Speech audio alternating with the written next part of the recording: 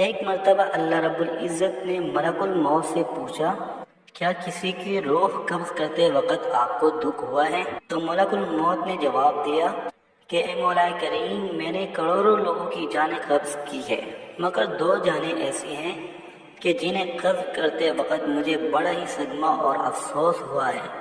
میں نے تیرے حکم کی تعمیل ضرور کی مگر نہایت ہی دکھ کے ساتھ، اور وہ دونوں ایک ماں اور ایک بیٹا تھا۔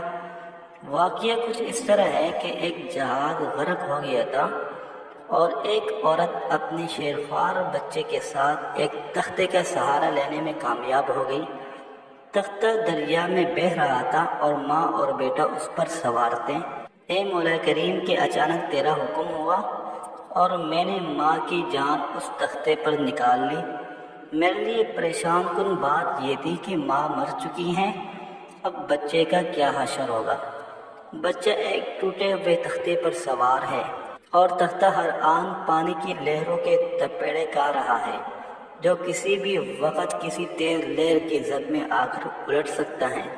بچے کے لیے نہ خوراک کا انتظام ہے، نہ کسی نگران کا بندوبست ہے۔ دریا کے کنارے دوبی کپڑے دھو رہے تھے، اچانک کسی کی اس بچے پر نظر پڑی تو تختے کو کھینچ لا کر بڑے حیران ہوئے کہ ماں مر چکی ہے، بچہ بے یار مددگار تختے پر زندہ سلامت موجود ہیں۔ وہ لوگ اس بچے کو اپنے سردار کے پاس لے گئے۔ سردار بیچارہ بے اولاد تھا۔ سردار خوبصورت بچہ دیکھ کر اس پر اس کا دل آ گیا اور سردار نے بچے کو اپنی نگرانی میں لے کر اسے اپنا بیٹا بنا لیا۔ یہ بچہ 8-9 سال کی عمر کا تھا کہ اپنے ساتھی بچوں کے ساتھ کھیل رہا تھا۔ اتنے میں بادشاہ وقت کی سواری کی آمد کا شور اٹھا۔ سب لوگ ادھر ادھر بھاگ گئے مگر یہ بچہ سڑک پر اکیلا کھڑا رہا۔ بادشاہ کی سواری گزر گئی، اس کے پیچھے اس کا عملہ پیدل آ رہا تھا۔ ان میں سے ایک سپاہی کو راستے میں سے سرمے کی ایک پڑیا مل گئی۔ اتفاق سے اس بچے کی نظر بہت کمزور تھی اور سرمے کی اسے بہت ضرورت بھی تھی، لہذا اس نے وہ سرمہ بحفاظت اپنے پاس رکھ لیا۔ آنکھوں میں لگانے سے پہلے اسے خیال آیا کہ یہ سرمہ کوئی تکلیف نہ پہنچائے، لگانے سے پہلے کسی دوسرے شخص پر آزما لینا چاہیے۔ قریب ہی وہ بچہ کھڑا تھا، اس نے اس بچے پر آزمانا چاہا۔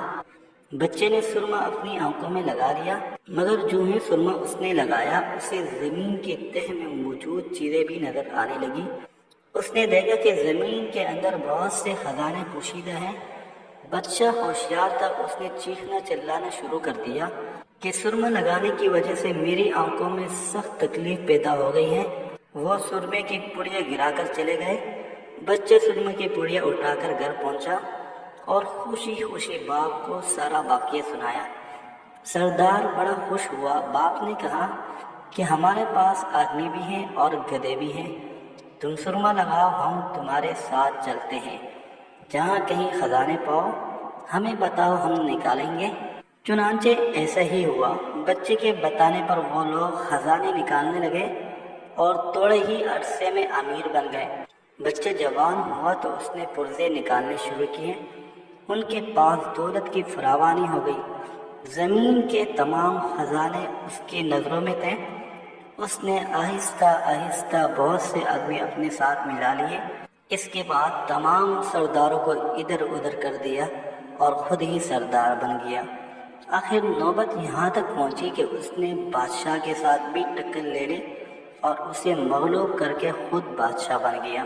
اس بچے کا نام شداد تھا اور یہ وہی بچہ تھا جس کی ماں تختے پر ہی مر گئی تھی اور یہ اکیلا دریا کی لہروں کے ساتھ بہہ رہا تھا۔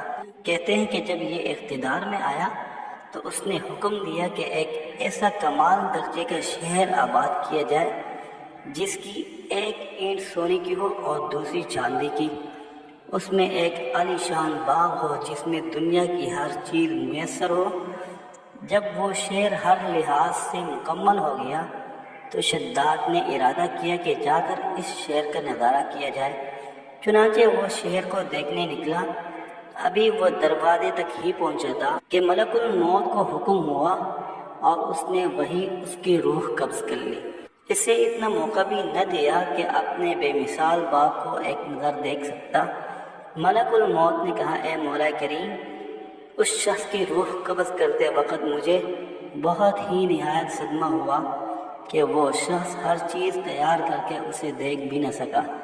اللہ تعالیٰ نے فرمایا، یہ وہی بچہ ہے جس کی ماں تختے پر مر گئی تھی اور اس پر تجھے ترس آیا تھا۔